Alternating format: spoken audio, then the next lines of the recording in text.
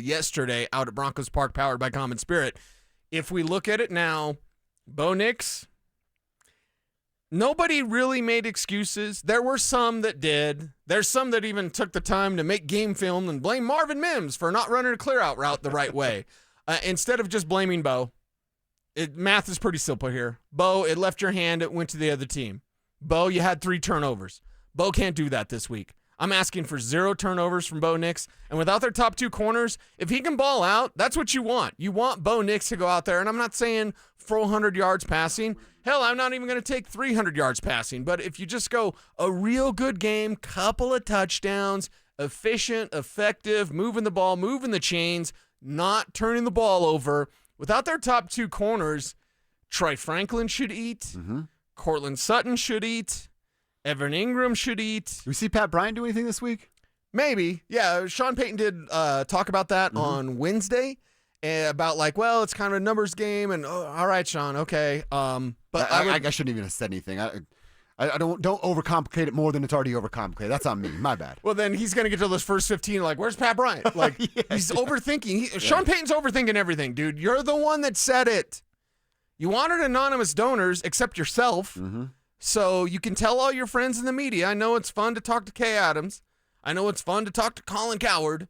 But you can tell all your friends in the media, hey, let's chill on this. I've got work to do. Sean Payton is one of the most forward-facing coaches in the entire league. And the television loves him. The camera loves him. Yeah. And he loves the camera. He loves the attention. Well, now you've brought so much attention on your team. Everyone's looking at you going, oh, that's that week 1 team? That's a Super Bowl team? You felt good about 7 of the teams you've ever coached, and this is number 7 of being Super Bowl contenders?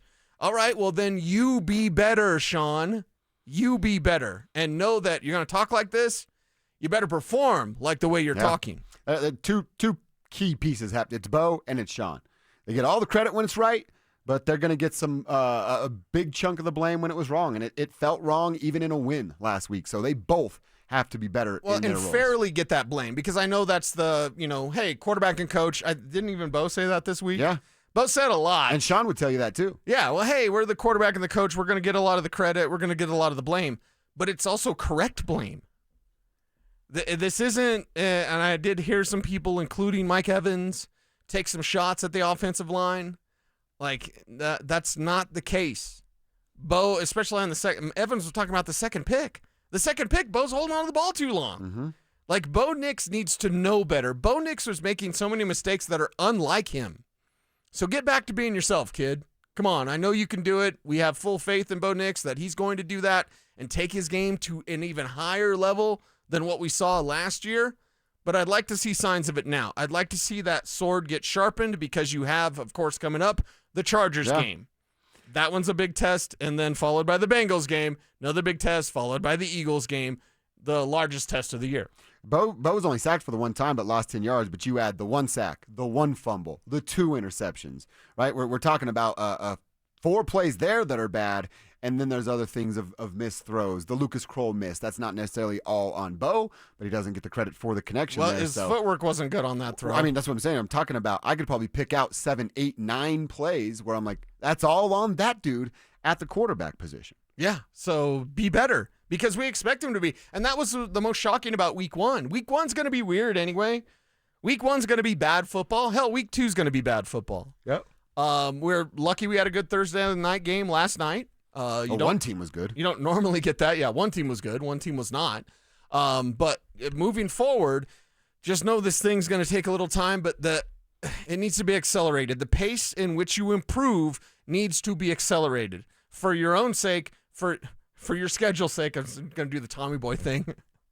Get the guarantee on the box. For your daughter's sake. For the Broncos country's sake, be better at an accelerated pace, because you need to be. Chargers are not going to be forgiving to you. The Bengals are not going to be forgiving to you, and sure as you know what, the Eagles are not going to be forgiving to you. Not at all. All right, I want to get into your keys to the game. Yeah. Let's talk about how the Broncos can win this thing and come back 2-0 before the Chargers game. Before we do that, we got to remind you that we're trying to hook you up, you in the tribe, one of you, with a PS5 bundle. All you have to do to enter is download the Denver Sports app, click on the contest banner on the homepage. That gives you a shot at the PS5, Madden 26, college football 26, and how about a brand new 70-inch TV to play those games on? That's what's on the line. And all you have to do is download that Denver Sports app, click on the contest banner, follow some instructions, and boom, you're in the running right there. And like I said, we always want the winner to come from this program. Run right here. Somebody in the tribe needs to be taking that PS5 bundle home. All right, Cease, let's get into it, man. You tell me 3 keys. How do the Broncos win on Sunday? Yeah, number 1, Bo Nix needs to be better. Bo Nix with a clean game. Bo Nix with no turnovers. That's exactly what you need to see from that young man. We expect it. We expect Bo Nix to play efficient football. He's not a check down merchant. Don't give me that. I think that's ridiculous when people suggest that. But set up your deep shots when you can. And, if a deep shot happens to be picked off, then okay. But still, play a clean game.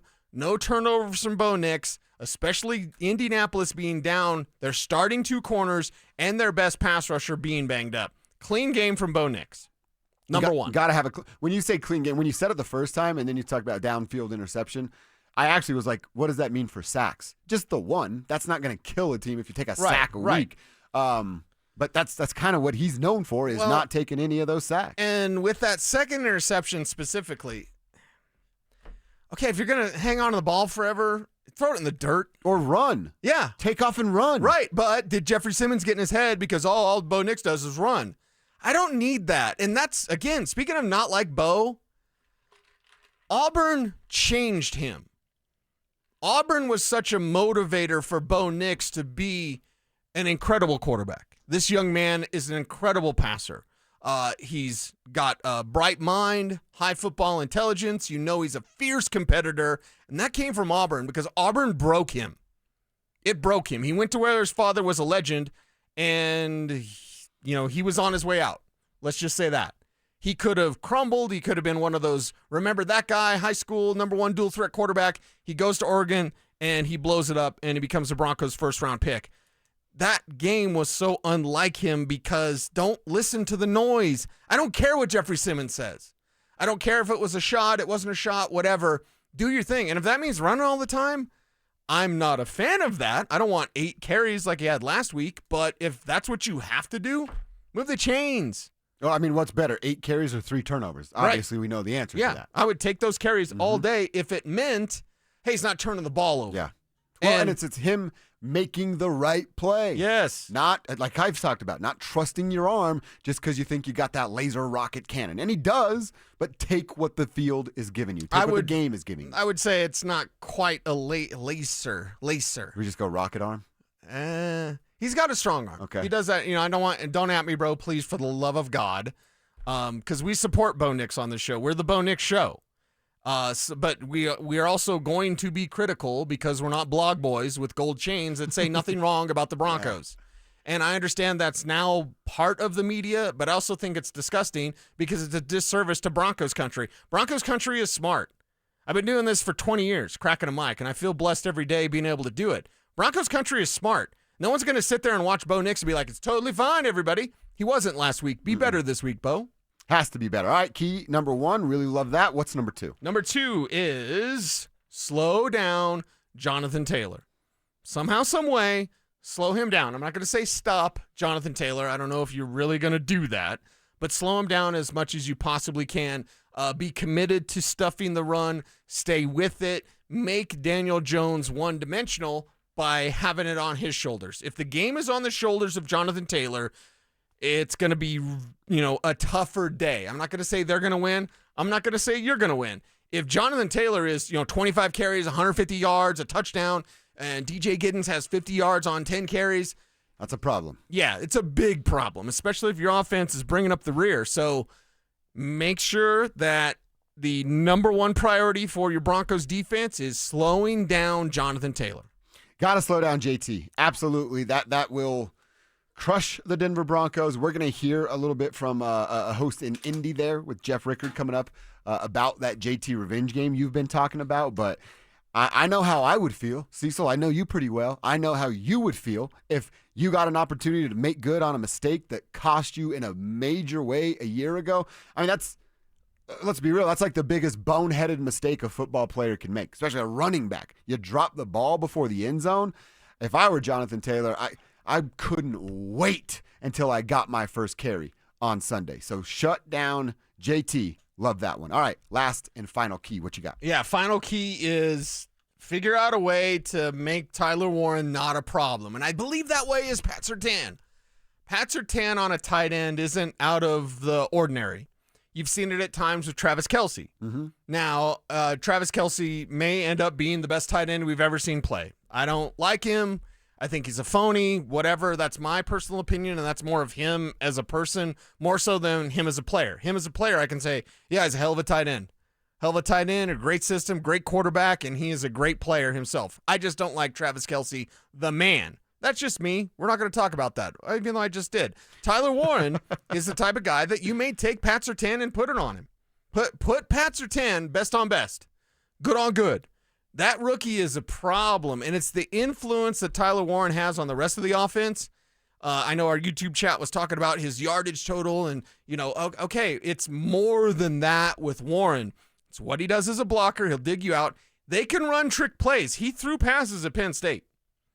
I'm just saying. Yeah, he did. I didn't get to talk to VJ about I did talk to VJ about Tyler Warren. I didn't ask about the trick play stuff, but VJ brought it up.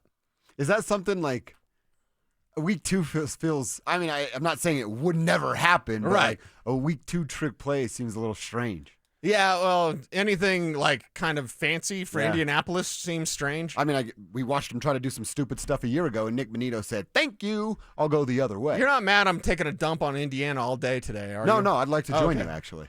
Just leave Seymour alone. That's actually my literal family is in Seymour. Seymour? Yeah. Seymour butts. Okay, yeah, we're fine with Seymour. Everybody else, forget you guys. Yeah. We're talking about the Broncos, but Tyler Warren is a problem. He's multiple in terms of what he can do. Fullback, H-back, tight end, out wide. As a quarterback, as a trick play guy, like, watch out. Are the problems from Indy goes Taylor, Tyler, Jones, in that order? Or is there somebody else? You're going to make me say it. You're going to make me say it. Who? Jones isn't a problem. Daniel Jones is not a problem. I like This that. ain't the Miami Dolphins, girl. So Daniel Jones is not a problem. Daniel Jones is not a good quarterback. This is my opinion. He might go for 300 against Denver. Don't at me, bro. Please, for the love of God. I don't need any more notifications on my phone. Daniel Jones is not a problem. If you're good, Daniel Jones can wax the Dolphins because they're terrible. They're the worst team in football. This is the best defense in football. With John Franklin Myers, without John Franklin Myers. With Dre Greenlaw, without Dre Greenlaw.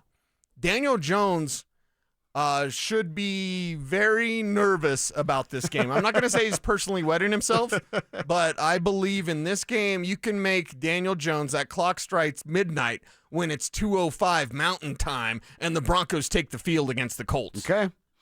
I'm glad you said it because I told you I have no fear from Daniel Jones. I have no fear that the Colts unlock something offensively under Shane Steichen because they scored every single time they touched the ball against the Miami Dolphins. That's not an accomplishment that you should be banging on the table about. No, not at all. And, the Giants thing, like the Giants gave up on him and the Colts figured it out. They didn't figure out anything. You just played a terrible team.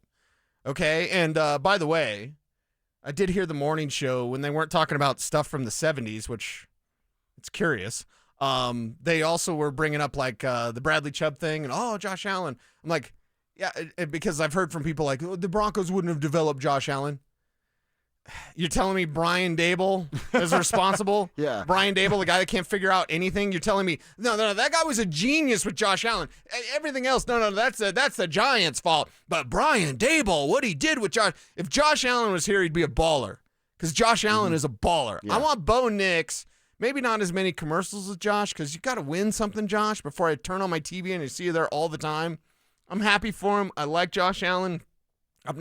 Zach Bye, Oh, that's his man crush. who worships their quarterback more, Kev with Bo Nix Oh, that's a great or question. ZB with Josh Allen? Like he wore a Josh Allen shirt one day. I happened to bring it up, and he just starts yelling at me again. I think that's when the day he called me a homer, and I'm like, I'm not a Broncos fan, so I can't be a homer. I'm just incredibly positive about this team because I believe in Bo Nix. We should have ZB and Kevin do a quarterback off. Like a fanboy off. Just rattle off Wait, that stats. sounds bad. I don't know. I think Cecil needs to get his Jaden Daniels jersey on. Oh, too. it's a 3-way quarterback off. I made it worse, actually. I'm not having a 3-way with you guys. Next thing you know, Leave that one alone. What's wrong about me playing and ZB? air guitar, and it's weird in the room now. I know. I don't need to make eye contact with you guys in a 3-way, whatever we're doing. Like, no, that's not my part of my plans. And I mean, yeah, sure, I'll take that. I'll take that. Yeah, I mean, Jaden is fantastic, and he was the number 1 quarterback last year. He's the number 1 quarterback for Denver. They just were never going to get him. So you go to Bo Nix, and you go to that fit. Bo Nix was their number 2 quarterback, and that's fine. Sean Payton wasn't their first choice. No. Jim Harbaugh was their first choice, and I don't see that as a bad thing. Like, hey, wasn't there another one? He was the 3rd choice, wasn't there? Was it Harbaugh and the dude in Houston? D'Amico. D'Amico Ryans. Yeah. Mm-hmm. Yep. So sometimes your 3rd choice is the best fit. You hear that, Kev? Yeah, you hear that, Kev? I'm on You're option C. 194th option. 194? Sometimes Wow. the 195th option's better than the first. Ayo. 194, Kev. I don't know. Maybe. Give or Maybe- take. Maybe over 200. Yeah, give or take 30 either way. He's got kids somewhere. Kev's right. That's your body count? You got kids running around, so you can't have that. Dates. Dates. Oh. Dates. Oh. I was like, whoa, Kev. Get that penicillin shot, girl. Like, seriously. I'll be like, Baxter, I'm not even mad. I'm impressed. You spoke Spanish? All right, our guy Steve from FOCO, he's representing the tribe. He's one of us. Yeah, Cecil hates his phone until the Latina baddies pop up, and then he's all about it. It'll make you look.